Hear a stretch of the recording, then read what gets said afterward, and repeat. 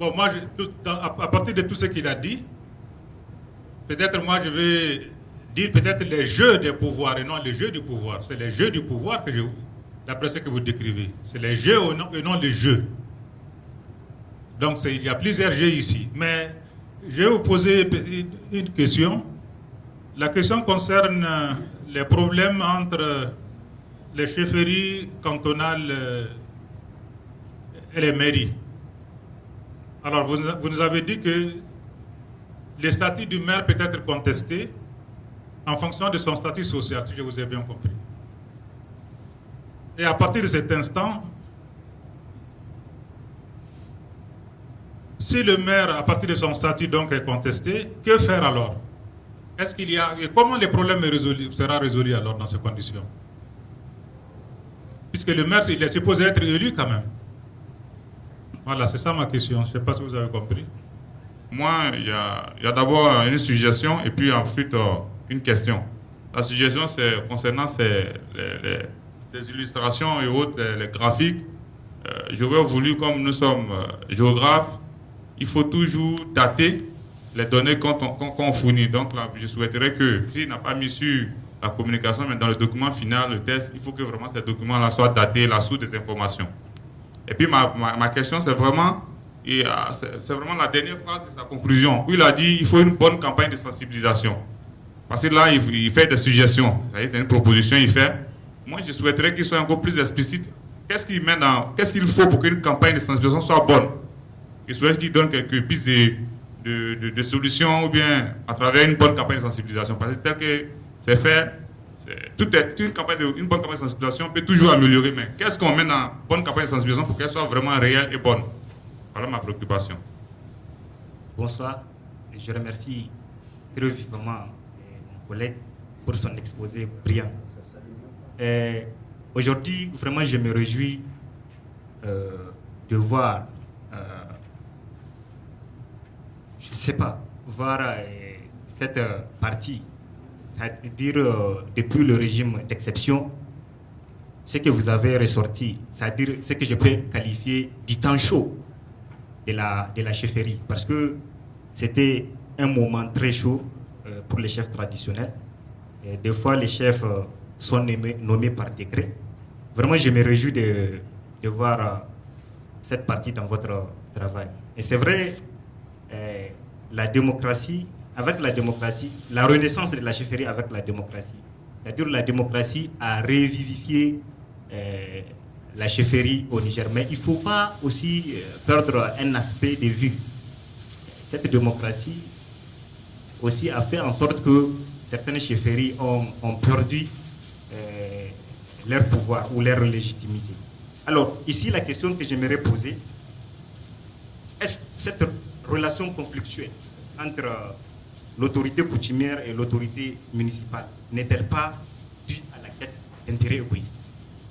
Parce que, d'un côté, si le chef traditionnel se voit lésé, ça va de soi qu'il essaie de faire révolter la population pour que le maire se trouve dans une situation de difficulté. Je vous remercie. Comment sont élus les maires au Niger? Et puis les mesures prises. Vous avez dit que maintenant on est en train d'arrêter des maires peut-être... Donc maintenant, j'aimerais savoir à l'heure de la décentralisation, parce qu'il faut qu'on se copie là. Peut-être s'il y a des trucs qui se passent chez vous, si c'est bien, on pourrait l'appliquer ici chez nous aussi. Les mesures prises maintenant contre les maires, arrestation, et après, quelles seront les sanctions qui pourront être appliquées? Parce que quand on va le savoir ici, comme on est à l'heure de la décentralisation, parce qu'on n'a pas encore appris qu'on a arrêté un maire ici. Donc peut-être, dorénavant, on pourrait prendre des mesures pour ça. Je vous remercie.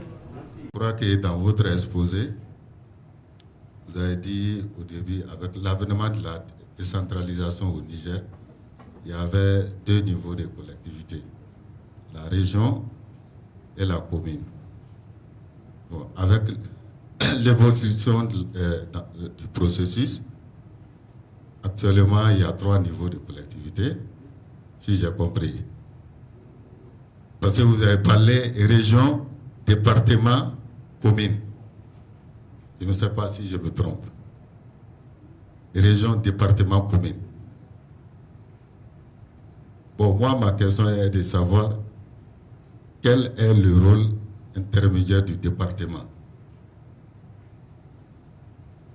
Ça, c'était ma première question. La deuxième question, à la fin de votre exposé, j'ai été surpris de voir qu'un maire peut être destitué sur l'influence d'un chef coutumier. Bon, si un maire peut être destitué sur l'influence d'un chef coutumier, en ce moment, quelle est sa légitimité? C'est ça ma préoccupation. Je vous remercie. Je suis un peu surpris. J'ai rencontré au Niger une association d'anciens esclaves, Timidria. Vous connaissez. Et alors, leur combat, c'était de se soustraire de la tutelle des chefferies. Est-ce que cela affaiblit les chefferies ou pas? Ça, c'est ma première question. Parce que, donc, ils cherchaient à affranchir. J'étais surpris qu'eux, ils s'expriment en termes d'esclavage. Ils disent les chefs traditionnels ont des esclaves et parfois nous attendons des procès, nous les attaquons pour qu'ils libèrent les esclaves. Donc, Timidria, c'est une association d'anciens esclaves qui cherchait à affranchir d'autres esclaves. Alors, est-ce que parce que quand j'ai rencontré le chef de Timidria, il me disait qu'ils étaient très nombreux. Il m'a même dit on est 100 000 militants dans cette association. J'étais impressionné. Et il était venu me demander de l'appuyer pour avoir des fonds auprès des bailleurs de fonds. J'ai dit mais tes militants là, ils travaillent ou pas? On dit oui, ils sont des gens qui travaillent dans les marchés, les portefeuilles, etc. J'ai dit mais si chacun donne 100 francs à la fin du mois, ça te fait une somme importante. Donc, ce n'est pas la peine de chercher l'argent des bailleurs de fonds avec les conditionnalités et tout. Est-ce que cette association existe encore? Est-ce qu'elle a influé véritablement sur le statut des chefs traditionnels? Ça, c'est ma première question. Ma deuxième question, j'ai été très frappé. En 1997, nous avons organisé à Niamey, avec justement l'association des chefs traditionnels du Niger, une rencontre des chefs traditionnels d'Afrique de l'Ouest et du Centre. Et il y avait les chefs de... Bon, pour nous, ce qui était intéressant, je travaillais pour un observatoire pour la gestion des conflits en Afrique de l'Ouest. Ce qui était intéressant, c'est de voir le rôle des chefferies traditionnelles dans la gestion des conflits. Et j'étais très surpris de voir Baré Maïnassara, le président de la République, qui s'était très impliqué à côté de l'association des chefs traditionnels pour l'organisation de ça. En ce moment, on préparait les élections. Et il était toujours là. Alors j'étais un peu gêné. J'ai demandé au président de l'association. Il m'a dit, mais le président de la République est un fils de chef. Et alors, quelles sont les relations très souvent? Est-ce qu'il y a eu d'autres cas comme ça? Le président de la République, par exemple, Ntandja, qui a eu beaucoup de complicité avec les chefferies traditionnelles, est-ce qu'il était lui-même fils de chef? En fait, ce que je veux dire, c'est est-ce qu'il y a beaucoup de cas de présidents nigériens qui appartenaient à cette catégorie des chefs traditionnels? Ça, c'est une question que je pose parce que très souvent, je vois que les présidents de la République instrumentalisent l'association des chefs traditionnels. Bon, ça, c'est ma deuxième question. Dernière question. J'avais lu dans le journal officiel du Niger qu'il y a un statut de la chefferie traditionnelle. À l'époque, c'était avant la décentralisation. Est-ce que la décentralisation a modifié complètement ce statut ou bien qu'est-ce qui s'est passé? Voilà, j'avais ces trois questions. Est-ce que vous avez compris ce que j'ai dit? D'accord, merci. Merci. Je vais donc commencer par la question ou les questions du tonton. Timidria, vous avez parlé de Timidria, qui est une association donc dirigée par Egla Soela. C'est un Touareg et qui militaient pour, comment ça s'appelle, affranchir davantage les anciens esclaves. Bon, comme je l'ai dit dans mon exposé, je ne me suis pas apaisanti sur les milieux nomades, comme les Touaregs, c'est ça. Donc, je ne vais pas donner beaucoup d'éléments satisfaisants pour votre question. Mais je sais que à un moment donné, parce que eux-mêmes, les chefs de ces anciens esclaves-là étaient influents au niveau du pouvoir à un moment donné où Iglesias a été même arrêté, a été emprisonné sous le régime de la 5e République au temps de président Tanja Mamadou. Mais en dehors de cela, je ne peux pas donner d'autres éléments.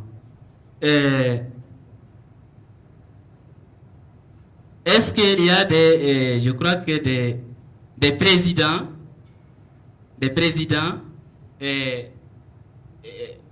issus de familles de chefs traditionnels? Voilà, Seyni Kounché, malgré qu'il a fait entorse beaucoup à la chefferie, parce que Kounché, son problème, c'est que c'est un pouvoiriste. Il veut tout contrôler. L'un de ses problèmes avec Feu Abdou Moumouni Diofo, lors d'un passage, il a commencé à lui expliquer la formule sur comment ça s'appelle, le mécanisme de l'énergie solaire.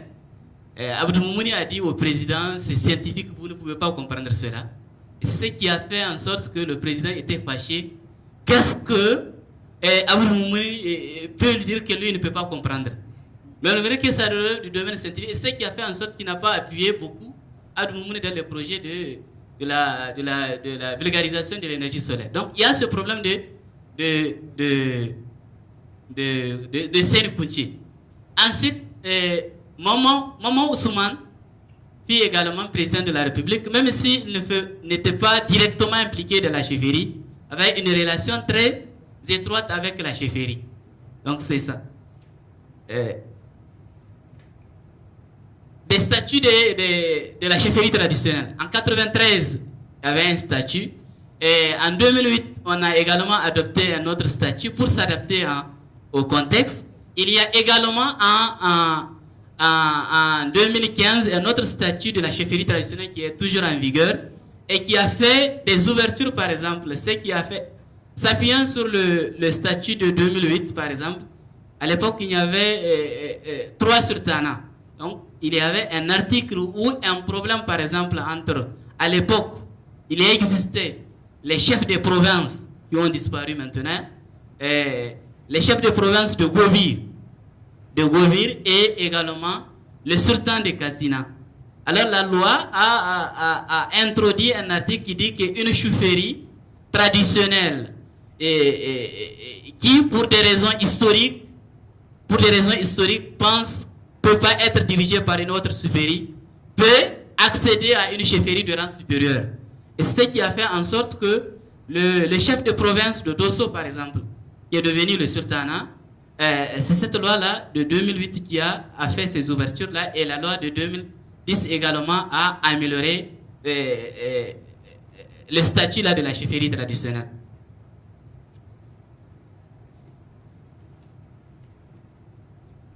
Il y a le professeur Yatara qui a parlé un peu du jeu, ou des jeux au lieu du jeu. C'est vrai, c'est le jeu. C'est des termes toujours parfois, comme on le dit, c'est celui qui choisit parfois, c'est que dans quel sens il l'utilise parfois, même si je ne l'ai pas défini. Ici, il y a plusieurs pouvoirs. Et c'est pour cela que je n'ai pas utilisé. Il y a le pouvoir du chef du village qui est indépendant du pouvoir de chef qui est indépendant du pouvoir de maire. Le maire également a son pouvoir. Le chef de canton a son pouvoir. Il y a plusieurs pouvoirs. Chacun contrôle une entité territoriale. Eh bien, le problème le plus, c'est entre les chefs de canton et le maire, et entre le chef de village et le maire. Le maire, selon la loi, qui est président de l'organe exécutif, donc des dépenses et du développement de la commune. C'est lui qui gère les ressources de la commune. Donc, a les prérogatives bien sûr, sur proposition du conseil municipal, bien sûr, de cibler les actions prioritaires pour la commune. C'est lui. Malheureusement, donc, en politique, il y a beaucoup de facteurs qui sont en jeu, qui fait en sorte que le maire, donc, qui est l'autorité, bien sûr, communale, fait certaines choses qui désavantagent d'autres chefs de village qui sont mécontents.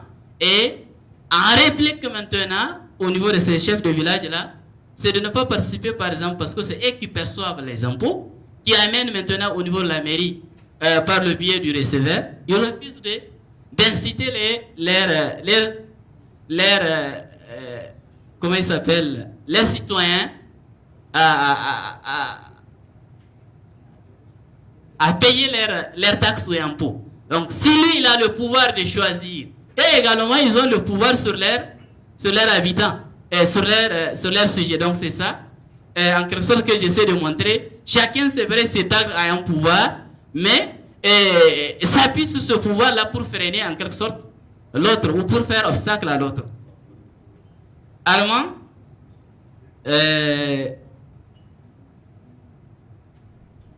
statut contesté, que faire, c'est ça? En quelque sorte, les communes ou les cantons où j'ai mené des investigations en milieu sédentaire, il n'y a pas le mécanisme de caste, par exemple, comme un milieu touareg qui est vivant. C'est pas la même chose, mais seulement dans le passé, peut-être est-ce que votre famille a été importante dans la vie, est riche ou autre chose. La contestation, elle n'est pas très, comment ça s'appelle, officielle, mais c'est de manière officieuse, on cherche à remettre en cause peut-être certaines décisions du maire. C'est pas de manière très officielle cette contestation-là se fait là. Même si le cas, par exemple, du cas de chef le représentant du chef de canton de l'Arewa, dans la commune rurale de Dogonkiria, qui excelle, c'est dans le zèle, en faisant savoir que tous les conseillers ou les élus locaux sont les sujets du chef de canton. C'est ça en quelque sorte. Maliki, alors que faut-il faire? Je ne sais pas. Pour mieux, c'est Armand qui a posé la question, pour mieux, et comme nous l'avons dit, il y a une confusion dans l'interprétation des textes. Les statuts de la chefferie disent que en matière économique, le chef de village est acteur, agent et partenaire de développement. Voilà, c'est ça. Et le maire est l'autorité suprême de la commune, sous la responsabilité duquel les chefs du village participent au recouvrement de l'impôt. Mais ils ne versent pas par le biais du maire, mais par le biais du receveur. Donc il y a ce problème-là où le maire pense qu'il est le responsable de ces chefs de village. La stratégie ou la solution, c'est de réunir tout le monde et dire les responsabilités ou le rôle de chacun. Voilà ce que chacun doit faire.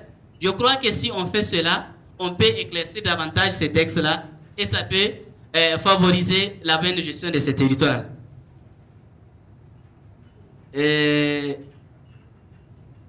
Comment sont élus les maires?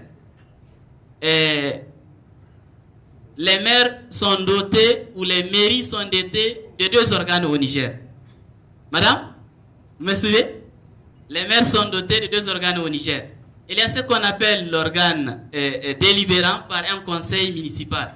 Le conseil municipal est formé par les élus locaux. Ce qu'on appelle les conseillers municipaux sont élus lors des élections générales, qu'on appelle les élections municipales ou les élections locales. Là, le poids démographique d'une commune détermine son nombre de conseillers à travers un article ministériel. Détermine donc, et également la loi sur le code général de collectivité définit les nombres des conseillers municipaux en fonction du poids démographique de la commune. Donc, en dehors des membres qui sont les élus, il y a également les membres de droit. C'est les chefs de canton ou son représentant ou le représentant du chef du sultan du Mas, pardon. Eh bien, il y a un conseil maintenant, conseil délibérant, qui définit ou qui donne des orientations pour la politique de la commune. Le maire, lui, est l'organe exécutif. C'est ça. Voilà comment sont élus. Alors, lorsqu'il est constaté des malversations ou des détournements ou des choses, les maires peuvent écrire une note au niveau de la circonscription départementale pour notifier les reproches au maire et procéder par une mesure qu'on appelle de destitution ou de motion de défiance. Si le vote est favorable, il y a des maires qui sont plus politiciens et parfois, avant même qu'on arrive au vote, il arrive parfois à rallier certains élus locaux qui au départ étaient signataires d'une lettre par exemple et reprochant certaines choses au maire. Donc c'est ça. Et lorsque la faute est reconnue, par exemple un détournement et qui a été fait sur la base d'un rapport, par exemple au niveau du ministère de l'Intérieur, c'est en ce moment-là que le ministère de l'Intérieur prend un décret pour destituer un maire. La voie la plus poursuivie, c'est les motions de défiance. C'est les conseillers qui élisent et c'est eux qui démettent. Mais, comme le cas, par exemple, que je viens de faire cas, c'est des détournements dans ce qu'on appelle les ventes à prix modéré. À travers le PVN, le ministère de l'Intérieur, en collaboration avec le ministère de l'Agriculture, ont mis des tonnes de céréales pour les différentes communes pour aider la population à travers les ventes des prix en modéré. Mais malheureusement, des maires ont détourné, ils ont vendu, mais n'ont pas ramené l'argent. Et il y a eu des investigations qui ont démontré qu'ils ont détourné, et voilà, ils ont été arrêtés, et voilà ce qui a fait en sorte qu'ils ont été destitués. Voilà. Et quelqu'un m'a demandé les niveaux là. C'est vous, non? Il y a 2 niveaux de collectivité territoriale au Niger. Il y a la région et la commune qui sont dotés par des organes délibérants. C'est ça. La région, c'est ce qu'on appelle les conseillers régionaux et la commune, les conseillers municipaux.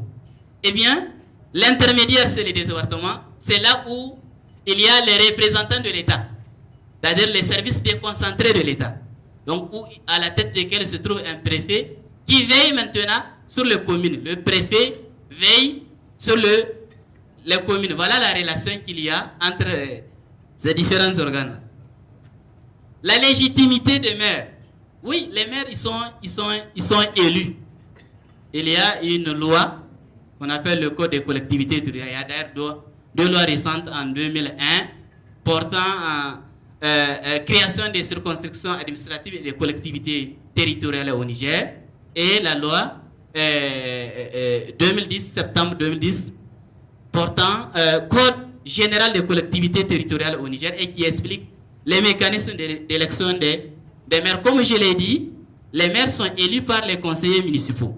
En cas de vote, le représentant du chef traditionnel n'a pas de voix élective. Il veille seulement, il n'a pas de voix élective. C'est seulement les conseillers municipaux qui élisent. Alors, les contestations, parfois, vous savez, les conseillers sont élus au niveau des villages. Et en cas de certaines situations, certains chefs de village voient de manière bien sûr officieuse les conseillers. Ce n'est plus les questions des partis politiques, c'est question de notre village. Le maire n'a rien fait pour nous. Voilà. Donc, il ne sert à rien de continuer à le soutenir. Et c'est ce qui fait en sorte, c'est ça qu'on parle. Donc, il y a certains qui sont préparés officieusement et qui déposent des motions de défiance à l'endroit des maires. Ce n'est pas que les chefs traditionnels disent je ne suis pas d'accord avec un tel, il doit être destitué. Non, ce n'est pas comme ça, c'est de manière officieuse, comme je l'ai dit en cachette, qu'ils poussent les chefs et les conseillers municipaux à reprocher un certain nombre de griefs qui débouchent par une motion de défiance. Voilà. Je ne sais pas si j'ai fait le tour. Donc je suis arrivé un peu en retard, mais j'ai coïncidé avec le début de l'exposé du conférencier. Dans son exposé, donc, il a parlé très brièvement du terrain de la chefferie. J'aimerais comprendre, parce qu'il dit que les terrains de la chefferie, il y a une loi qui est intervenue pour en transférer la propriété à ceux qui les exploitent. Je ne sais pas si j'ai bien compris. Alors donc, je veux comprendre un peu comment tout cela s'est passé, parce que dans notre contexte, un village a besoin d'un espace vital. Nous, on appelle ça des terres coutumières du village. Je ne sais pas s'il s'agit en fait de ça au Niger ou bien les terrains de la chefferie, de quoi il s'agit. Et comment on s'y est pris pour en transférer la propriété à ceux qui les exploitent, pour déposséder en fait le chef, quoi. Donc ensuite, l'appétit venant en mangeant, il y a une deuxième quand même question. Il a parlé de l'association des chefs traditionnels. Et mon maître en a parlé aussi, qui est impliqué dans toutes les activités importantes au Niger. Je voudrais qu'il soit un peu plus précis.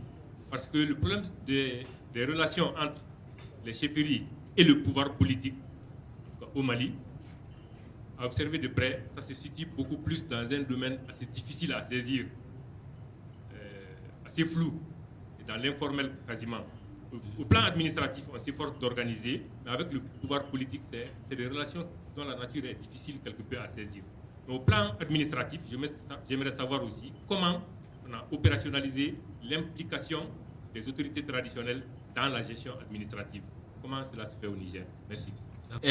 Donc, par rapport à la loi 62, qui a supprimé les avantages acquis sur les terrains de la chefferie.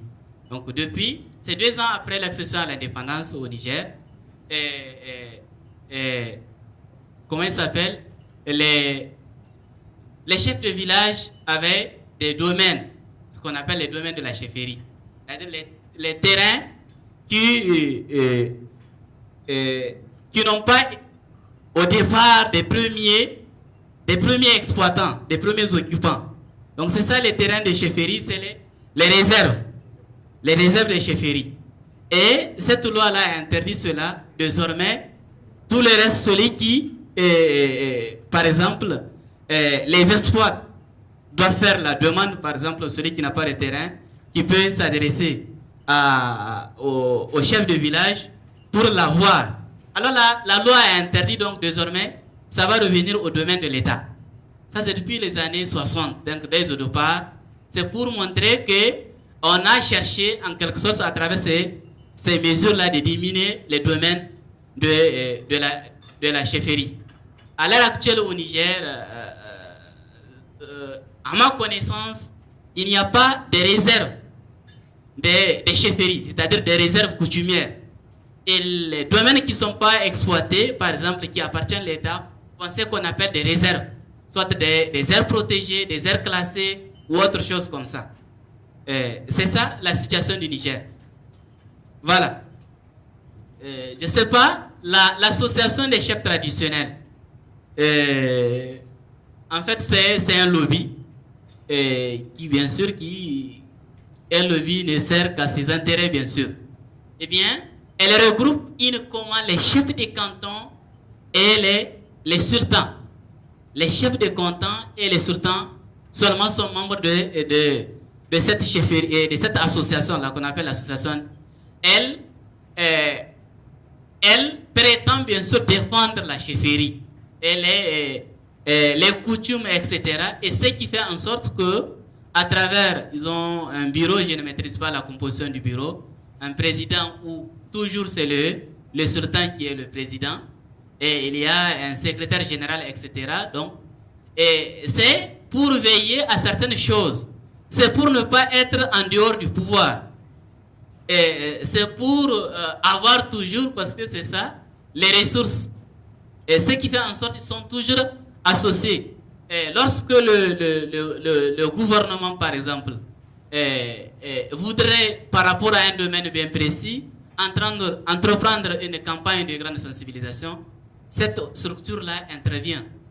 Par exemple, sur les sensibilisations sur certaines maladies telles que les IS, telle que la politique de population que le gouvernement, ils sont associés dans cette politique-là. Bien sûr, en dehors de cela, ils ont d'autres activités.